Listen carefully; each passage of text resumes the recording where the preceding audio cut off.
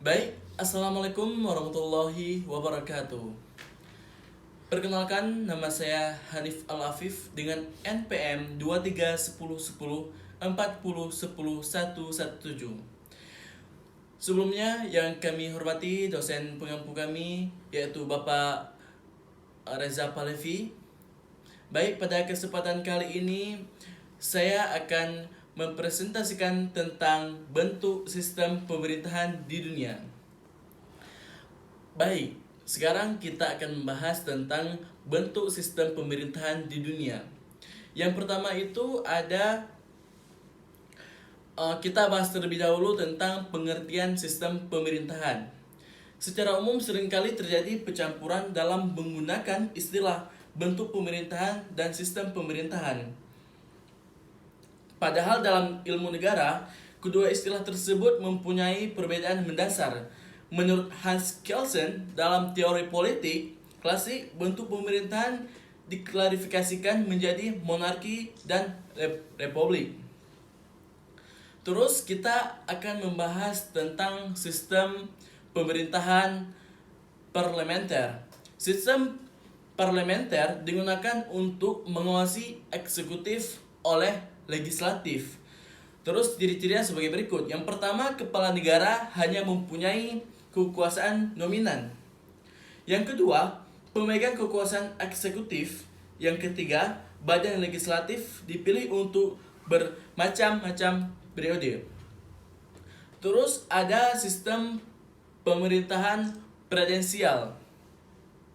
Sistem pemerintahan presidensial memiliki kekuasaan yang kuat karena selain kepala negara, presiden juga sebagai kepala pemerintahan yang sekaligus mengetuai kabinet, dewan, menteri. Jadi setidak-tidaknya ada 3 istilah yang digunakan untuk menyebut sistem pemerintahan presidensial. Yang pertama ada presidensial, yang kedua non-parliamentary, yang ketiga separation. Terus kita akan membahas tentang sistem pemerintahan campuran. Sistem campuran atau kuasi adalah sistem pemerintahan yang memadukan kelebihan dari sistem pemerintahan parlementer dan presidensial. Dalam sistem ini diusahakan hal-hal terbaik dari kedua sistem pemerintahan tersebut. Pemerintahan campuran ini sangat khas, maka perlu ditentukan oleh ciri-ciri utama, yaitu ada menteri-menteri dipilih oleh parlemen. Yang kedua, lamanya masa jabatan eksekutif ditentukan dengan pasti dalam konstitusi. Yang ketiga, menteri-menteri tidak bertanggung jawab baik kepada parlemen maupun kepada presiden. Terus ada sistem pemerintahan referendum. Tak banyak negara yang menggunakan sistem referendum. Menurut Budiman, menyebutkan bahwa terminologi referendum adalah permintaan persetujuan dan atau pendapat rakyat apakah setuju atau tidak terhadap kebijakan yang telah sedang dan akan dilaksanakan oleh badan eksekutif atau badan legislatif. Nah, selanjutnya kita akan membahas tentang good governance. Jadi pengertian good governance itu adalah tata pemerintahan dalam penggunaan wewenang ekonomi, politik, dan administrasi guna mengelola urusan negara pada semua tingkat. Terus ada kata-kata dari Montague Romans tahun 2000. Adalah tata pemerintahan yang mengatur mekanisme pengelolaan sumber daya ekonomi dan sosial untuk tujuan pembangunan yang melibatkan pengaruh sektor negara dan sektor non-pemerintah dalam suatu usaha kolektif. Terus ada menurut Agoes tahun 2013, good governance sebagai suatu cara pemerintahan untuk mengatur hubungan antara tugas komite, peran direksi, pemangku kepentingan, dan pemegang saham lainnya. Terus aktor good governance itu ada pemerintahan, terus di bawah ada sektor swasta dan ada masyarakat. Terus prinsip good governance ada profesionalitas, terus ada transparansi dan keterbukaan, terus ada akuntabilitas, efisiensi dan aktivitas, ada pelayanan prima, ada demokrasi dan partisipasi, terus ada supremasi hukum, berkeadilan, berorientasi pada konsensus. Jadi kesimpulan dari good governance adalah rangkaian yang dijalankan dalam sebuah sistem yang terdiri atas kegiatan suatu lembaga pemerintah yang dijalankan berdasarkan kepentingan rakyat dan norma yang berlaku untuk mewujudkan cita-cita negara, di mana kekuasaan dilakukan oleh masyarakat yang diatur dalam berbagai tingkat pemerintahan negara berkaitan dengan sumber sosial, budaya, dan politik ekonomi.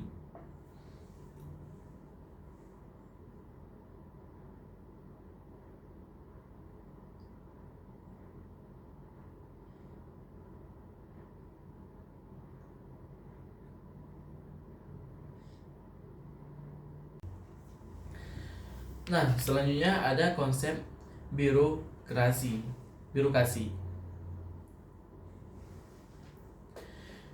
Yang pertama ada konsep birokrasi, yang kedua ada kondisi birokrasi di Indonesia.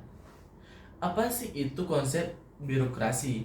Konsep birokrasi adalah suatu sistem organisasi yang terstruktur dan memiliki aturan yang jelas dalam menjalankan tugas dan fungsinya. Terus ada konsep birokrasi menurut beberapa ahli.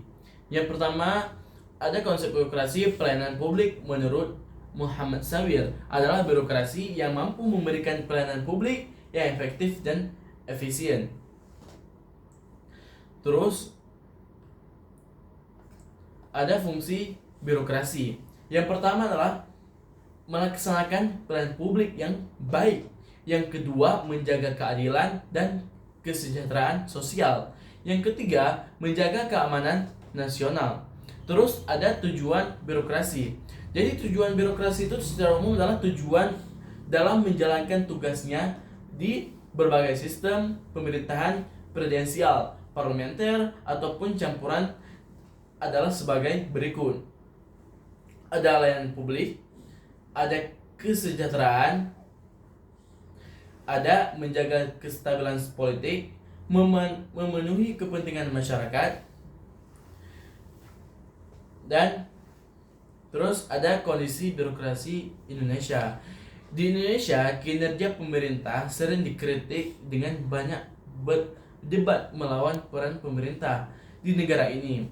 Hal ini disebabkan kurangnya pelatihan yang tepat dan kurangnya komitmen terhadap perkembangan layanan publik. Untuk meningkatkan kondisi birokrasi Indonesia, perlu dilakukan reformasi birokrasi yang meliputi peningkatan kualitas aparatur negara dengan memperbaiki kesejahteraan dan profesionalisme serta memberlakukan sistem karir berdasarkan prestasi. Baik, selanjutnya kita akan membahas desentralisasi dan otonomi daerah. Desentralisasi berdasarkan Undang-Undang Pasal 1 No 32 Tahun 2004 tentang pemerintahan daerah, bahwa desentralisasi adalah penyerahan wewenang pemerintahan oleh pemerintah kepada daerah otonom untuk mengatur dan mengurus urusan pemerintahan dalam sistem negara kesatuan. Terus tujuan untuk apa sih? Tujuan politik yang ditujukan untuk menyalurkan partisipasi politik di tingkat daerah untuk terwujudnya stabilitas politik nasional. Terus ada konsep desentralisasi. Jadi yang pertama desentralisasi administrasi, ada desentralisasi politik, dan ada desentralisasi fiskal. Terus ada pelaksanaan desentralisasi. Yang pertama ada output otonomi daerah. Itu banyak anak, ada pertumbuhan ekonomi masyarakat, ada peningkatan ekonomi dan masyarakat, dan ada peningkatan kualitas pelayanan publik, dan ada fleksibilitas program pembangunan. Terus faktor yang memengaruhi pelaksanaan desentralisasi. Yang pertama ada aspek manajerial, terus ada aspek SDM organisasi, terus yang ketiga ada aspek budaya birokrasi, yang keempat ada aspek politik lokal, dan pelayanan publik. Terus otonomi. Berdasarkan Undang-Undang Nomor 32 Tahun 2004 dan Undang-Undang Nomor 23 Tahun 2014 tentang pemerintahan daerah, bahwa otonomi daerah sebagai wewenang dan kewajiban daerah otonom untuk mengatur dan mengurus sendiri urusan pemerintahan dan kepentingan masyarakat. Terus ada jenis-jenis daerah otonom. Yang pertama daerah otonom biasa dan ada daerah otonom istimewa. Jadi kasusnya adalah ketimpangan kemajuan pembangunan antara daerah yang kaya sumber daya alam dengan daerah yang miskin sumber daya alam. Terus ada semakin maraknya penyebaran korupsi di berbagai daerah, money politik, munculnya fenomena pragmatik politik di masyarakat daerah. Terus solusinya apa sih untuk mengatasi masalah tersebut? Yang pertama itu ada, kita harus menata kembali peraturan perundang-undangan mengenai desentralisasi dan otonomi daerah untuk memperbaiki hubungan vertikal dan dalam pemerintahan. Terus ada transparansi pengelolaan keuangan dan kesadaran bagi seluruh pejabat daerah serta masyarakat untuk mendukung penuh pelaksanaan otonomi daerah dalam rangka mencapai kesejahteraan masyarakat. Jadi sini kita itu tidak boleh tertutup dengan keuangan. Jadi antara pejabat publik dan masyarakat itu harus transparan. Jadi masyarakat tahu, oh ini uang digunakan untuk ini. Jadi antara masyarakat dan pejabat publik itu terbuka. Baik. Dalam ilmu pemerintahan, teori perwakilan memiliki beberapa fungsi penting. Yang pertama, dasar bagi sistem demokratis. Yang kedua, menentukan peran wakil. Yang ketiga, memastikan akuntabilitas. Yang keempat, meningkatkan legitimitas pemerintahan. Nah, selanjutnya yang terakhir kita akan membahas tentang etika publik dan etika bernegara. Etika publik adalah pencerminan tentang norma yang menentukan benar atau salah, baik atau buruk perilaku, tindakan, dan keputusan dalam merumuskan kebijakan publik dengan tujuan menjalankan tanggung jawab. Terus fungsi etika publik.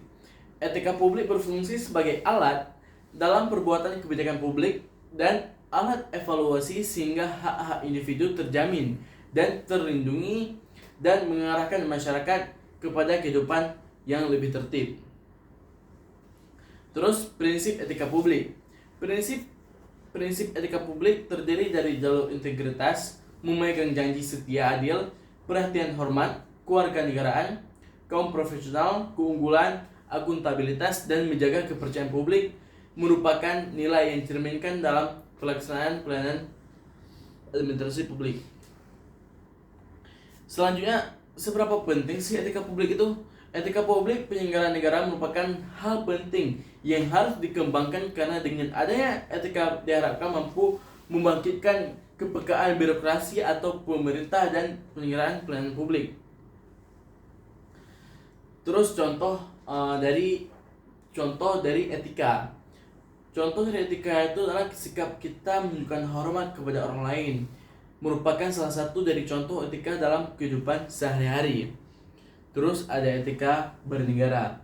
Etika bernegara adalah ketika dalam kehidupan berbangsa merupakan rumusan yang bersumber dari ajaran agama, khususnya yang bersifat universal dan nilai-nilai leluhur budaya. Terus ada prinsip etika bernegara. Yang pertama itu ada prinsip musyawarah atau konsultasi. Yang kedua ada ketaatan terhadap pemimpin. Yang ketiga ada prinsip keadilan. Yang keempat prinsip persamaan hak. Yang kelima prinsip keberagaman umat beragama. Terus fungsi etika bagi negara, apa sih fungsi etikanya? Jadi fungsi etika sebagai negara itu adalah sebagai pedoman, acuan, referensi bagi administrasi negara, birokrasi publik dalam menjalankan tugas dan kewenangan agar tindakan dalam birokrasi sebagai standar penilaian penilaiannya. Terus contoh etika bernegara. Yang pertama itu ada yang namanya melaksanakan sepenuhnya Pancasila dan Undang-Undang Dasar 1945. Yang kedua, mengangkat harkat dan martabat bangsa dan negara. Yang ketiga, menaati semua peraturan perundang-undangan yang berlaku dalam melaksanakan tugas. Yang keempat, menjadi perekat dan pemersatu bangsa dalam negara kesatuan Republik Indonesia. Baik, sekian presentasi dari saya. Lebih dan kurang saya mohon maaf. Wabillahi taufiq wal hidayah. Wassalamualaikum warahmatullahi wabarakatuh.